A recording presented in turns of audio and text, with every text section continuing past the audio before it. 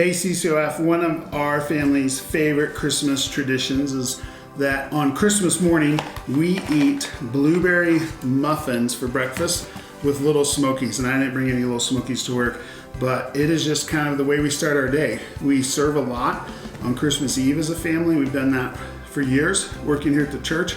And then we have this great breakfast. And after breakfast we read Luke 2, the story of Jesus' birth in the Bible. And then we open our presents after that. So our Christmas tradition is just the same breakfast every year, and it's awesome. Merry Christmas. Merry Christmas, CCOF. I chose to put in my present for our gift exchange some cookies and a little card to Starbucks for some hot cocoa. One of our favorite traditions as a family is to bundle up to go to Starbucks to get some cookies and hot cocoa and then to drive around town and look at Christmas lights. It's always been a time where it kind of makes everything feel like Christmas as if it didn't before. We can hang out, spend time together, and just enjoy the town and what it has to offer. So I hope you take some time with your loved ones and you have a Merry Christmas. Hey CCOF family, I'm Mallory. I'm the children's pastor here, and a fun family tradition that started when I was a kid was my mom had a set of Noel blocks that she put out, and my brother and my sister and I would move them around all the time and respell Noel. Leon was a popular favorite at our house. Well, my brother came to visit and my Noel blocks changed back to Leon. And now my own children are moving my blocks around to see how many different words they can make. So guys, I hope you're having a Merry Christmas and I hope you're making memories with those you love. There's nothing like the taste of salsa. When it is fresh, when it is spicy, and when you have been starving because you've been sitting in a Christmas Eve church service and you're 6 years old. That's my tradition. See, when I was little, I didn't have any siblings and I had 2 cousins and they had no siblings either. So every Christmas Eve, we would go to our Catholic Mass, we'd say our prayers, but the whole time what we knew, what our mind was on was not Jesus or religion or shepherds or mangers, it was on salsa, because we as a family always went to the same Mexican restaurant at the end of church called Jordan's down in the valley, and we would have a contest when we got there, us 3 cousins, about who could eat the most salsa without taking a drink. And that was like Christmas. I knew it was Christmas Eve when we were doing that. And so maybe this Christmas when you're bored or when you're sitting around, you don't know what to do, maybe you dare someone to see how long they can eat some salsa with you without having to take a drink. Maybe you just go give yourself permission that you don't have to eat just turkey or ham this year. You could have some salsa with it. Hey, what's up CCOF fam? Wes here. I want to share one of my favorite Christmas time traditions with you. Every year on Christmas Eve as I was growing up, we would decorate cookies together, me and my cousins and my aunts and uncles and stuff, and that's something that my wife and I have adopted into our family traditions, and so this is just a little nondescript name brand sugar cookie mix, some icing, and of course sprinkles, because what's a Christmas cookie without a sprinkles? This tradition is 3 generations old in my family. It goes from my grandfather to my father, and then I chose to do this as well. But we have a 2-pound peppermint log that we put on a Christmas plate, and you take a knife, and the handle end of the knife, you whack it, and you get a piece of the peppermint. And we leave it out all month long on a Christmas plate, and it's just something that you can do. Every time you walk in the kitchen, you get a piece of peppermint. So it's something really special to me and reminds me of my dad and my family back home. And I hope you have a Merry Christmas. Hey, what's up CCO family? My name's Greg, and I just wanted to tell you a little bit about my Christmas tradition. Singing Christmas carols with my great uncle and my grandfather. And one of them would sing harmony on Little Drummer Boy, and the other would have some gin and sing O Tannenbaum, all in German, and it was a Christmas tradition. The other Christmas tradition was a chocolate orange. Some families had kids' tables. We had the chocolate orange. You didn't arrive as an adult until you received the chocolate orange in your stocking. So I want to tell you Merry Christmas this year, and I hope you have a Happy New Year. So when I was a little girl growing up, every Christmas, my dad gave me and my siblings a keepsake ornament. But first, he would pretend that he had not gotten us a keepsake ornament and act like, oh, I didn't get him this year. And then of course he would eventually bring out the keepsake ornaments. So we got one every year. And he still does it to this day for all his kids and his kids' spouses and all the grandkids. And so we all have beautiful trees covered with beautiful keepsake ornaments, and it's my favorite part of Christmas. Merry Christmas to our CCOF family.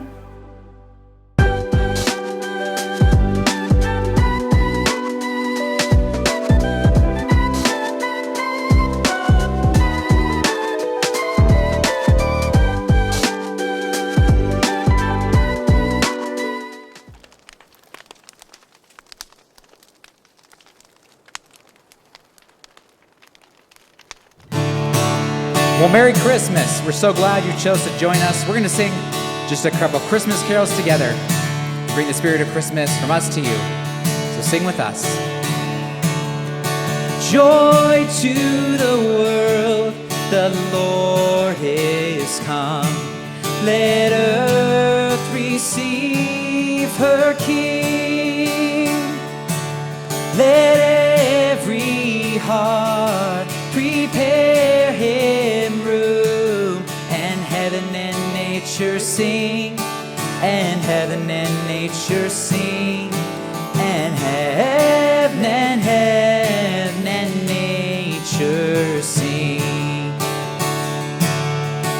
Joy to the world, the Savior reigns. Let men their songs employ,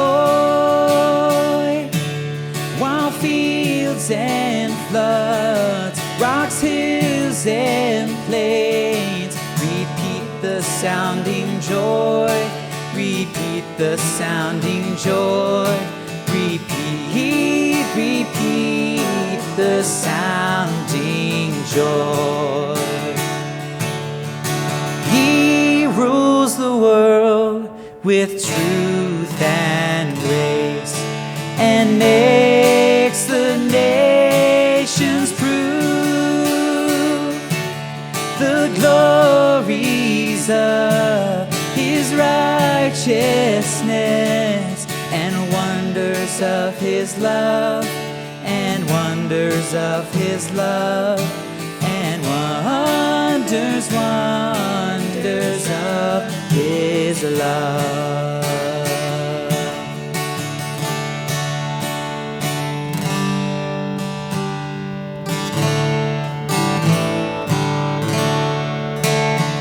Oh, little town of Bethlehem, how still we see thee lie. Above thy deep and dreamless sleep, the silent stars go by.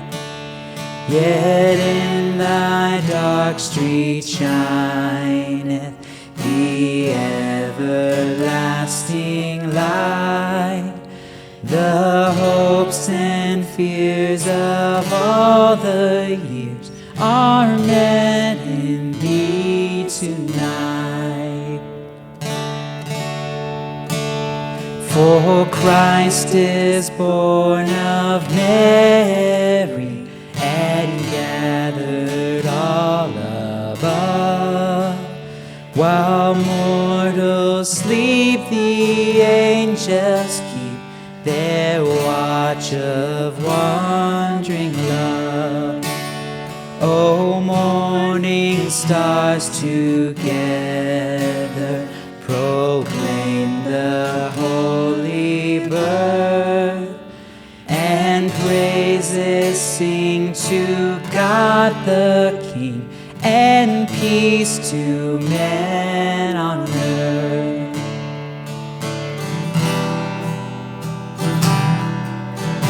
We three kings of Orient are, bearing gifts we traverse afar. Field and fountain, moor and mountain, following yonder star. Oh, star of wonder, star of night, star with royal beauty bright, westward leading, still proceeding, guide us to thy perfect light. Born a king on Bethlehem plain, gold I bring to crown him again. King forever, ceasing never, over us all to reign. Oh, star of wonder, star of night, star with royal beauty bright, westward leading, still proceeding, guide us to thy perfect light. It came upon a midnight clear, that glorious song of old, from angels bending near the earth to touch their harps of gold. Peace on the earth, goodwill to men, from heaven's all gracious King. The world in solemn stillness lay, to hear the angels sing. Oh, come all ye faithful, joyful and triumphant. Oh, come ye to Bethlehem.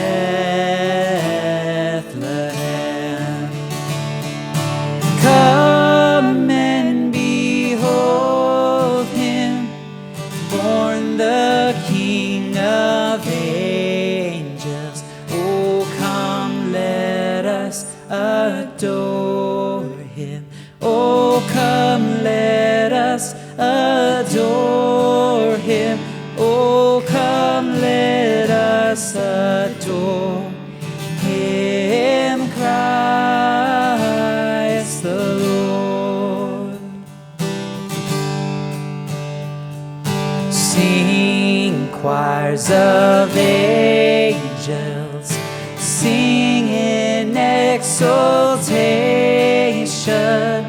Sing, all ye citizens of heaven above.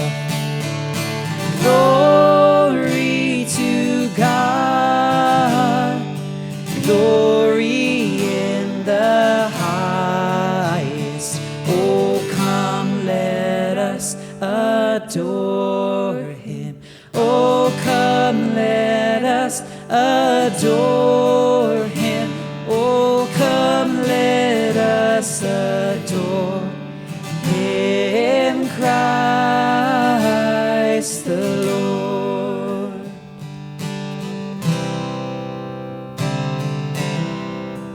The first Noel, the angel did say, was to certain poor shepherds in fields as they lay, in fields where they lay keeping their sheep on a cold winter's night that was so deep.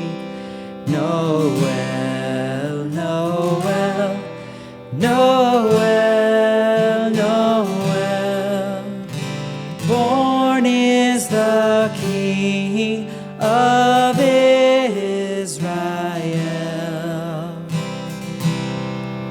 They looked up and saw a star shining in the east, beyond and far.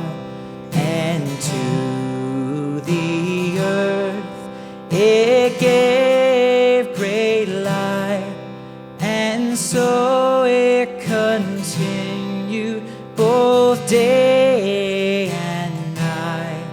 Noel, Noel, Noel, Noel. Born is the King of Israel. Noel, Noel, Noel, Noel. Born is the King of Israel.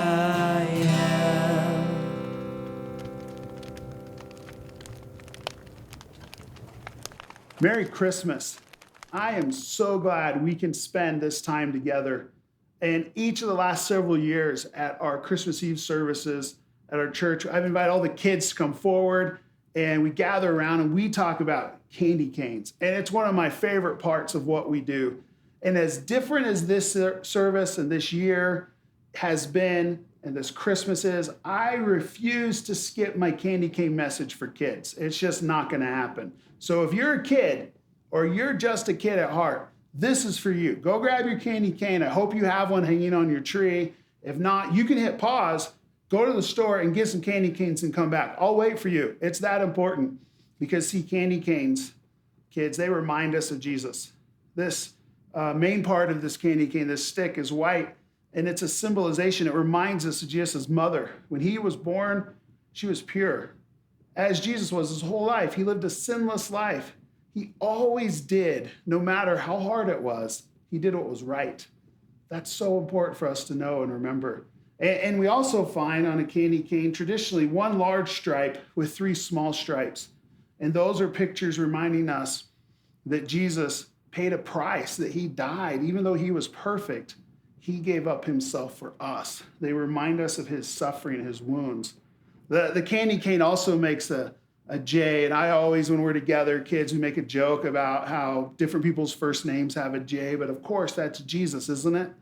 His name starts with a J. This shape also reminds us, is meant to point us that Jesus, as the Bible tells us, is the good shepherd.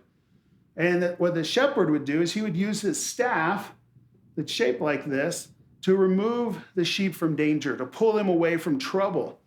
And this shape reminds us that Jesus cares for you and I. He wants our best. What's also handy about the J-shaped candy cane is that it makes it easier to hang on your tree than any other shape. And I remember one of my favorite memories of Christmas in my family, in my house growing up, was my mom. She would hang the candy canes all over the tree. We'd help her. And we had a rule at our house. There was 4 kids. We could each have 1 candy cane a day. And we would just go through those things because they're awesome. And here's the thing I learned through that experience is that a candy cane that's hung on a tree, on a Christmas tree, it tastes better actually than the ones we get right out of the box. I don't know how it works, but that tree just makes it a little better. So all of the kids watching this and all of you who are kids at heart, Merry Christmas. I'm here celebrating Christmas like so many of you, surrounded by what we would call cuteness, sweetness, or perhaps insanity. And I thought maybe with my little friends here, including my little one, never mind, that we would celebrate and discuss Christmas together. You see, many times what happens is that many people think they understand the Christmas story, but they don't. And so can I tell you Grandpa Garrett's version of the Christmas story? Oh dear. Thea, let's not touch the wonderful living room that we're in, otherwise it might fall down. Now, how does the Christmas story begin? It begins with someone named Mary. Mary, yes, sweet Mary. And she must be in a house or something, but anyways. Yes. Then an angel arrives. He does, and he brings her Chipotle. No. Oh, no. Then she tells her she's gonna have a baby. The angel tells Mary she's gonna have a baby. Have you ever been around a baby before? Probably. I used to be a baby. Yeah, this is kind of an example of a baby. Look at this one. Yes, and they do this all the time. They kind of fidget and, yeah, aren't they fun? Yes. Oh, and they're playing. Now, tell me this. Do you remember what happens after Mary is told she's gonna have a baby? Oh, then she find someone named Shaposhe, I suppose? Yes, Shaposhe. Yes, Shaposhe, the unsung hero of the Christmas story. Yes, Shaposhe. But we'll get to him shortly. Tell me more about when the baby was going to be born. They went to the manger, is that right? What's a manger? Wait. Whoa. Wait. Oh, A manger's kind of like a barn, but Yes. there wasn't any room in the houses, so that's why they went to the manger. and because no one would really give birth in a barn, no matter how much of a natural birth you're going for, that's just not the one you want, Yeah. And so, tell me this, they got to the barn, and what is a barn filled with, Everett? It's with animals in it. Animals in it, Like yes. sheep. Including a Tyrannosaurus Rex. Did you hear that a T-Rex was at Jesus' birth? Did you know that? They don't even exist now. They don't? What happened to them? Noah's flood. Noah's flood happened to them, yes. A flood of emotions, really, is what it was. Speaking of animals, here comes another one. Look at, and you found a bottle of water. Yes, these were really rare at the beginning of the year. We couldn't find any of these, and now you just found one lying around. Thank you. And so, tell me, now, the animals, right? Are they stinky animals? Isn't that right? Yeah, they're Stinky. like some goats that never took baths. Goats that never take baths. Yes, they don't. Pigs. Oh, kids. Pigs. Do you think there were little piggies there? Maybe. Do you think the little piggies went to the market? I don't think so. They didn't have markets back then, did they? Not like Safeway or Fry's like we do. So anyways, the baby is born, and who is that baby? What's the baby's name? Jesus. Yes, sir. Jesus. Yeah, sweet Jesus. Or Jesus. Wait, it's Jesus. It is Jesus, yes. And what's his last name? That's a tough one, isn't it? I forgot. Yes, I that's don't all right. know. I don't remember either. I don't know about Trey. We'll call him of Nazareth, maybe. That's a good, quick one. Easy to say. Rolls off the tongue. No. And who was Jesus? Do you remember who Jesus was? What made him so special? Why do we celebrate his birth at Christmas? Because God made her have the baby. God made her have that baby. He said, this is what we're doing, young lady. Shape up, we're gonna have a baby. And yes, and what is the importance of Jesus in our lives? The importance of Jesus. Yes, what is the good things that Jesus brings to us? He brings us a great celebration. He does, which are filled with what, presents, right? Yeah, presents. And do you eat good food at Christmas? Oh yeah, even Christmas cookies. We eat Christmas cookies, don't we? Yes. So, a lot of you watching are saying, where is this going? And here's where it's going. It's going exactly where your year has gone, which is nowhere. And you see, that's the moral of the story, is the nativity, the manger. The Christ child was born in a manger, which was a messy place, somewhere no one would want to have a birth, no matter how organic they'd like it to be. And so what I'd like to tell you, right where you are, is remember that God came to us in a messy world and born in a messy place. And so this year, your Christmas might be messier than it was. Your Christmas might not be looking as good as it used to, and that's just okay. Join many of us in celebrating Christmas the way it's been celebrated for thousands of years, which is as a mess. Merry Christmas. And what would you say to all the fine people listening to the Christmas story today? What would you say to them? Would you like to tell them Merry Christmas? Merry Christmas. That was the sweetest thing I've ever seen this year. And a Happy New Year. And what do we say to 2020, friends? We say goodbye, don't we? How many of you want to say goodbye to 2020 with me? Are you ready? 1, 2, 3.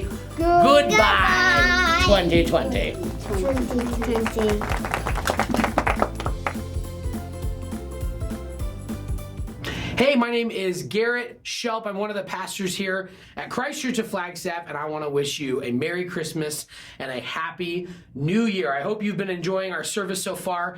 I want to just set up a moment here to get you ready to see an incredible story. And for those of you who have been financial partners with our church, maybe for a long time or just started this year, those of you who've given sacrificially, it's your generosity that has allowed so many stories like this, stories of impact from this year to happen. So I just want to say thank you for that. And I want you to consider joining us January 3rd as we start a new series, because the story we're about to watch, the video we're about to see, is of a sweet, incredible woman named Mallory. And I hope the reason we want you to watch this is our hope is that you would find some part of yourself in her story. And I hope that that can help you as you think about what it might mean for us to help one another more and more follow Jesus. That's our church's mission. We want to thank you for being here today and watching this digitally, and we wish you a Merry Christmas. Enjoy watching Mallory's story.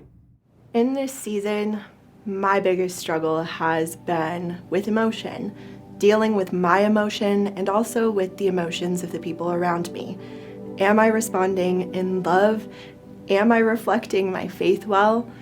Do I need to go back and apologize for an interaction that I had? Sometimes these things are really hard to work through, but the pandemic has caused me to do some self-work that I otherwise would not have pursued.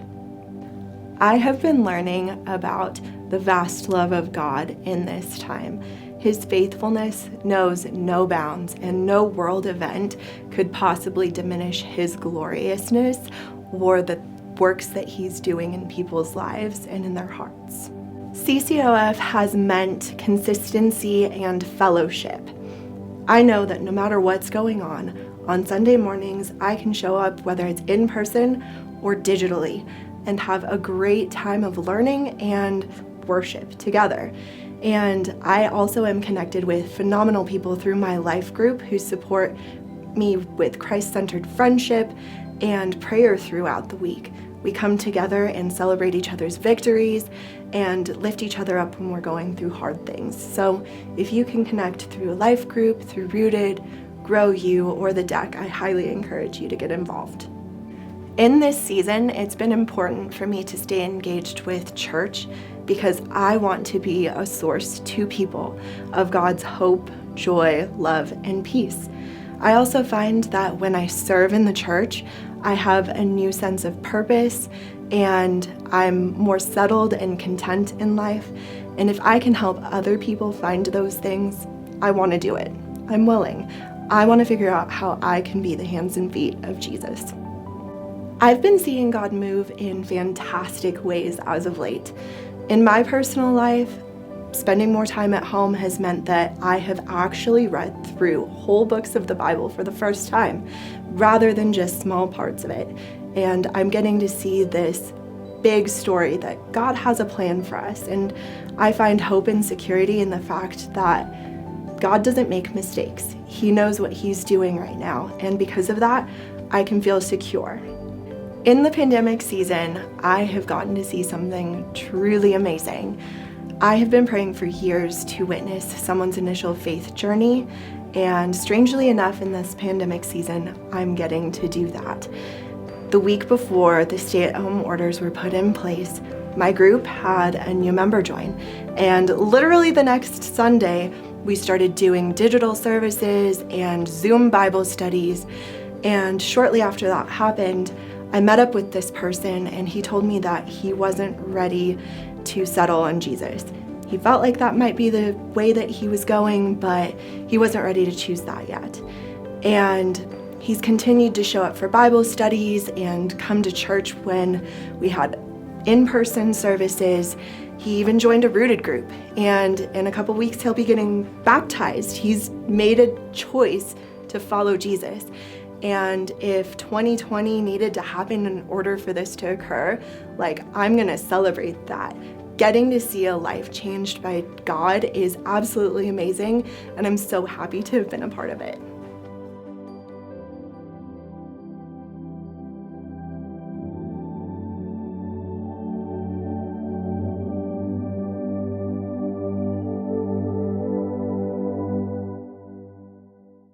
This whole month, as we've been talking about Christmas at Christ Church, we've been looking at these wise men, these magi, and we find their story in Matthew 2. And And maybe you're interested in more of that. You haven't seen it. You can go back and watch those messages where we've talked about the gifts they brought to Jesus.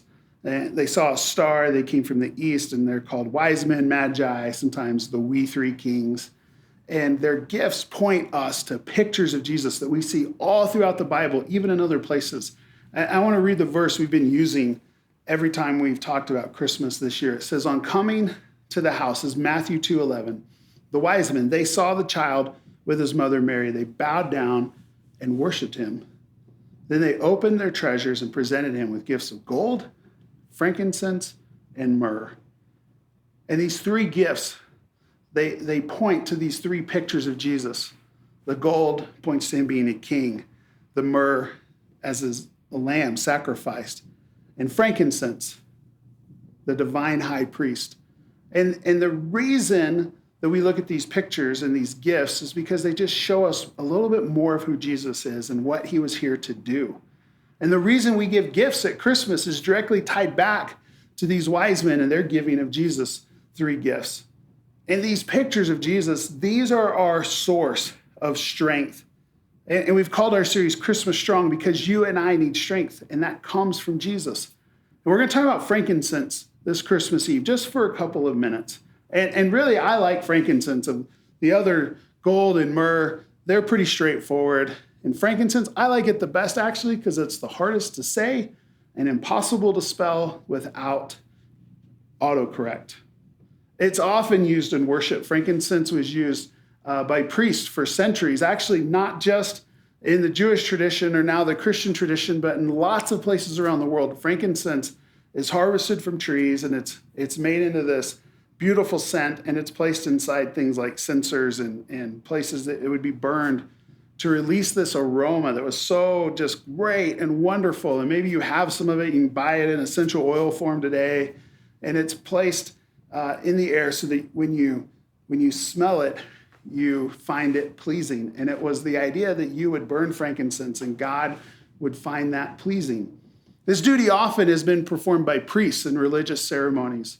And this picture of Jesus as priest is so important for you and I today. You see, a priest is a religious leader authorized to perform the sacred rituals of some religion. And all throughout history, all throughout cultures and times and different places, priests are the mediators. They're the mediators between humans and gods, the deities. Even the one true God of the Bible, we see priests performing these duties in the Old Testament. And all throughout history, all throughout the world, people have selected certain members of their society to stand between them and God, a mediator. And all versions of God and people throughout history involve mediators. Well, at least they all used to. So why is it we need to talk about priests and mediators this Christmas? I'm really glad you asked, because that's a great question. I don't know about your family, but our family, we practice mediation all the time. I think one of the most stark examples of it for us is really between Christy and I and our daughters. As our daughters are in their teenagers, there's often these conversations, we'll call them, between dad and teenage girls. And I don't know if this happens anywhere else, but in our house, sometimes that causes a little maybe misunderstanding, we'll call it, this Christmas.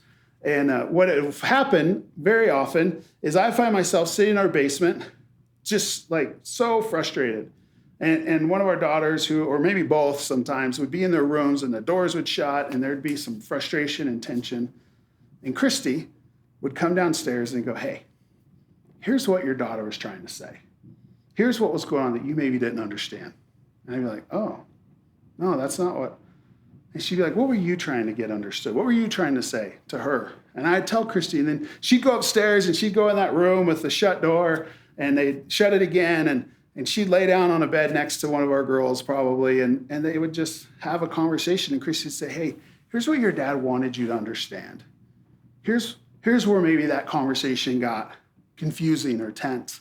Christy'd be the mediator between me and our girls. We often would do the same thing with our son Jake as he was older and leaving the house. He and his sisters were younger then. He'd always try to figure out how to solve a problem, and we'd have to come be the mediator between the siblings. See what your sister's trying to say, Jake, or maybe you don't see this. We need mediators in relationships. We see it all the time. I hope you have somebody in your family that can do that, like Christy does often in ours.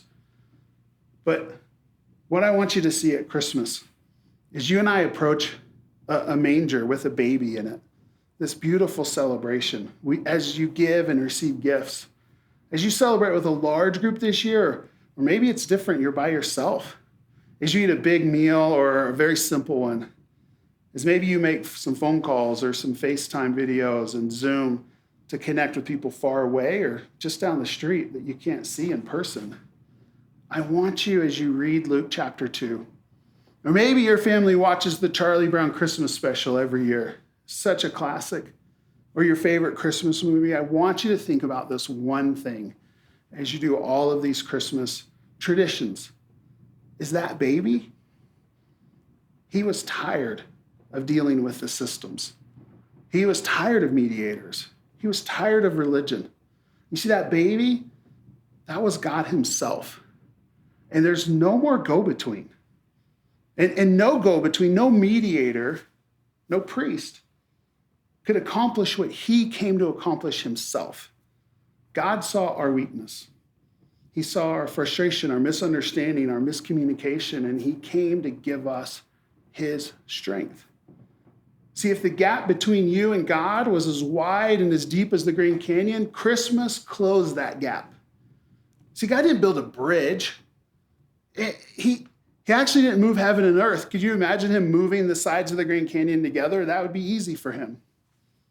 He didn't move heaven and earth. He moved from heaven to earth. No more go-betweens, no matter what. No matter what's happened in your life, no matter where you find yourself this Christmas. He is the last high priest. He's the greatest high priest because he traded the frankincense of heaven for the smell of a stable. No other story of a God even comes close to the events of Christmas. You can't make up stuff like this. It's just too unbelievable. So what does that mean for you and I today? See, we can find our strength at a manger. That maybe like a shepherd in a field late one night, many years ago, you need to hear what an angel said to them. Do not be afraid. I bring you good news that will cause great joy for all the people. Today in the town of David, a Savior has been born to you. He is the Messiah, the Lord. And just a few years later, that same baby, as he's grown up into a man, he says this, I have told you these things. All the things he had told the people around him, his closest friend, his own mother who was there. He said, I've told you all these things so that in me you may have peace. Jesus said, in this world you will have trouble. Take heart. I have overcome the world. I want you to have the merriest of Christmas because the divine priest, he sits with you right now. And he says, nothing comes between us. And when you are weak, here is my strength. Singing the song, Silent Night, with candles is how we have ended every single Christmas Eve service since 1984 when our church first met for Christmas. I hope you and your family have picked up some candles. We had some at church that you could pick up, or you just have some, or maybe you're going to do what I did recently, is I downloaded a candle app on my iPhone. Do it right now if you have nothing else. It's kind of cool. And it's free. See, we thought the best way to finish this time together is the same way we've always finished it, but it's obviously going to be a little different. This beautiful song, this beautiful moment just points us to the place where we find strength. It's at a manger because that baby was God coming to be the last priest we would ever need, the last mediator between us and God. He came to sit with you, to give you strength. Would you join wherever you are, whatever's going on? Join us as our team together sings this beautiful song. Silent night, holy night.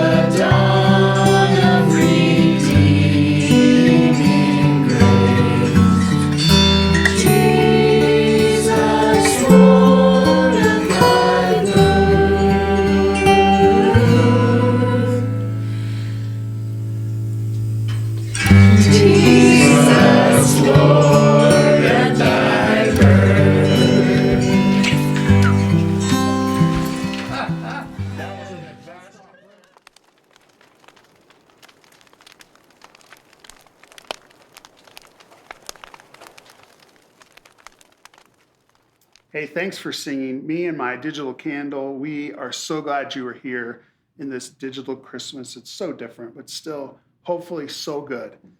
Merry Christmas from my family, our church family, to yours. Thank you for joining us. God bless you. Merry Christmas.